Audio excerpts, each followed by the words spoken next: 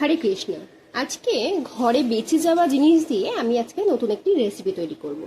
তার জন্য আমি নিয়ে নিয়েছি আলু, পটল, বেগুন আর লাল শাকের ডাঁটি। এগুলোকে দিয়েই আজকে আমি একটি চচ্চড়ি তৈরি করব। ঘরে সেভাবে কিছু ছিল না, তো দেখলাম যে একটা পটল আর আলু আর একটু বেগুন রয়েছে, আর সঙ্গে রয়েছে এই লাল শাকের ডাঁটিগুলো। এগুলোকে দিয়েই তৈরি করে নেব আজকের রেসিপিটি। গ্যাসটি আমি ধরিয়ে দেব। কড়াইটা গরম হওয়া পর্যন্ত একটু অপেক্ষা করে এতে আমি দিয়ে দেব সর্ষের তেল।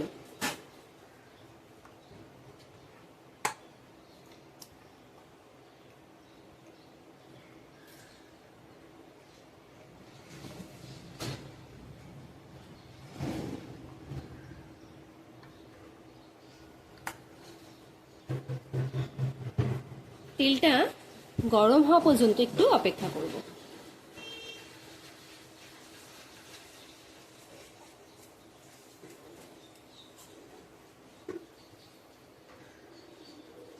এই ধরনের রেসিপিগুলো কিন্তু খুব ভালো লাগে পেতে। তেলটি গরম হয়ে গেছে, এতে আমি অ্যাড করব কিছু কালো জিরে।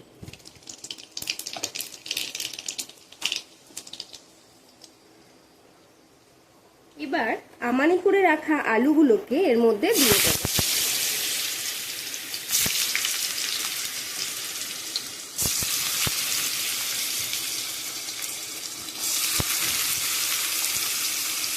দেখুন, আলুগুলোকে আমি কিন্তু একটু মোটা মোটা করে আলু ভাজার মতো করে কেটেছি। এইভাবেই পটল এবং বেগুনগুলোকেও কেটে নিয়েছি। আর তার পরিমাপ করেই আমি লাল শাকের ডাঁটিগুলোকে কেটেছি।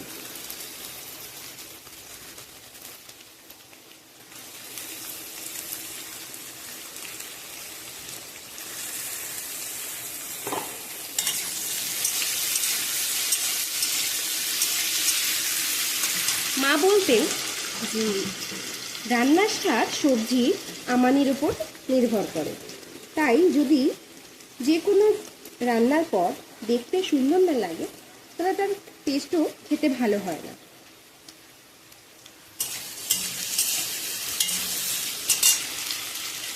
আমি এবার এর মধ্যে অ্যাড করব পটলগুলোকে।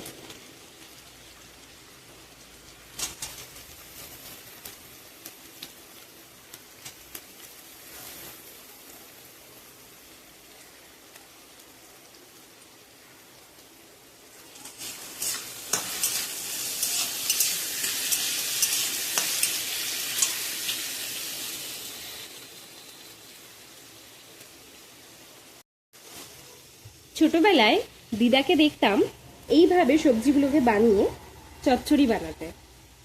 এই রেসিপিটাও আমার কিন্তু দিদার থেকেই শেখা।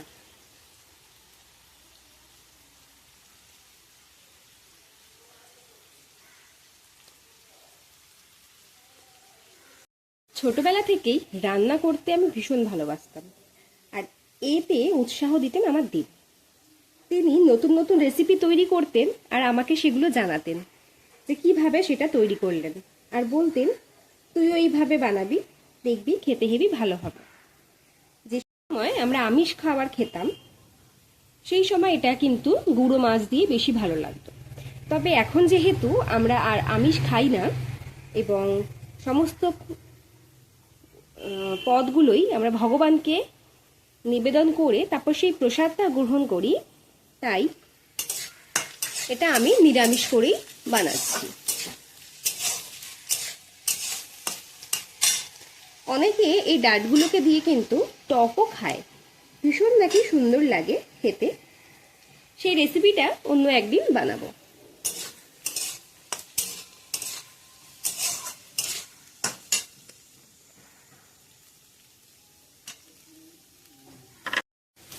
নিরামিষ সবজির এত পদ রয়েছে যে বানাতে বানাতে হাতই ব্যাথা হয়ে যায়, আর খেতে খেতে তো মুখ।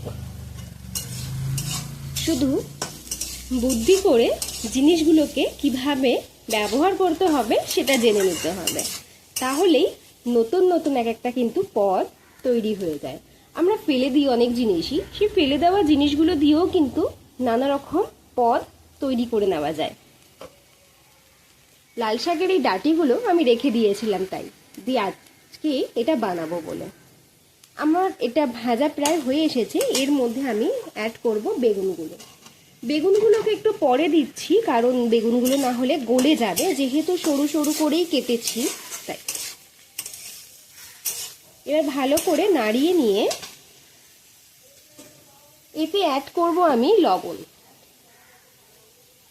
লবণ এবং হলুদটি যার যার পছন্দ এবং স্বাদ মতো দিয়ে দেওয়াই শ্রেয়।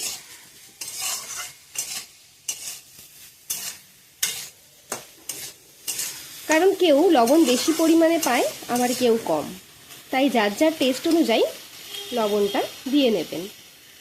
আর একদিন বাড়িতে এর দিকে ট্রাই করে দেখুন, কথা দিচ্ছি খুব সুন্দর খেতে লাগবে।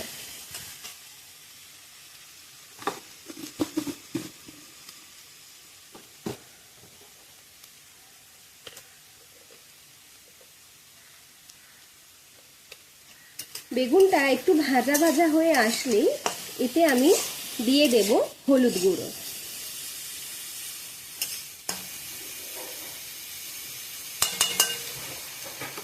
বেশি নাড়াবো না, তাহলে বেগুনগুলো আরো ভেঙে যাবে।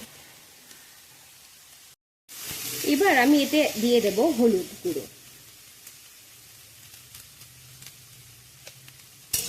আপনাদের সঙ্গে কিন্তু রেসিপিগুলোকে শেয়ার করে আমার খুব ভালো লাগে। আপনাদের কেমন লাগে অবশ্যই জানাবেন।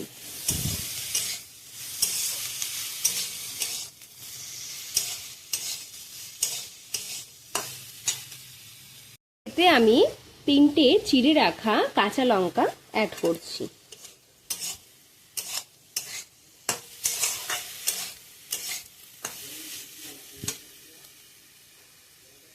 পর এটার মধ্যে আমি অ্যাড করব 1 চামচ জিরের গুঁড়ো।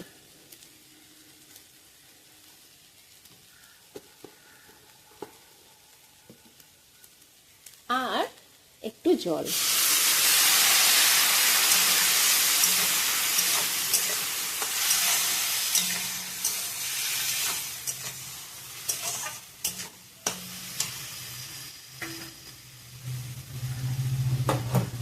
এরপর এর মধ্যে একটু আদা গ্রেট করে দেব।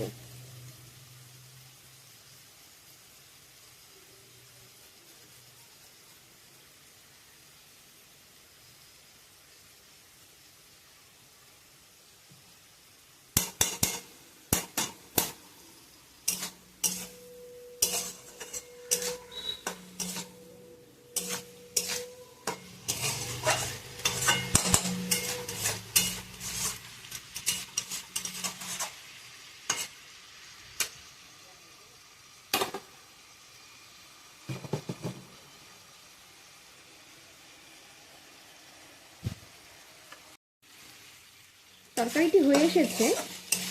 এবার এই চচ্চড়িটার মধ্যে আমি দিয়ে দেব একটু কুচিয়ে রাখা গন্ধরাজ লেবুর খোসা। এটা ফ্লেভারের জন্য। হালকা কষে আসলে লেবুটাই নির্যাস যখন তরকারিটির সঙ্গে মিশে যাবে, তখন এই চচ্চড়িটাকে নামিয়ে নেব।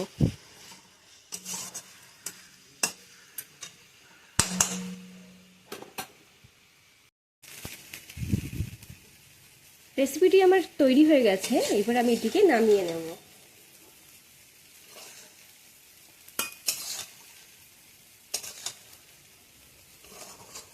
ভগবানের জন্য আমি আলাদা করে তুলে নিয়েছি। এবার এটা আলাদা পাত্রে ঢেলে নেব।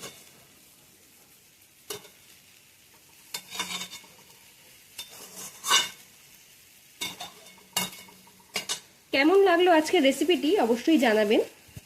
আর এইভাবে আমাদের উৎসাহ দেবেন, তাহলে আমরা কিন্তু আরো সুন্দর সুন্দর ভিডিও আপনাদের সামনে উপস্থিত করতে পারবো।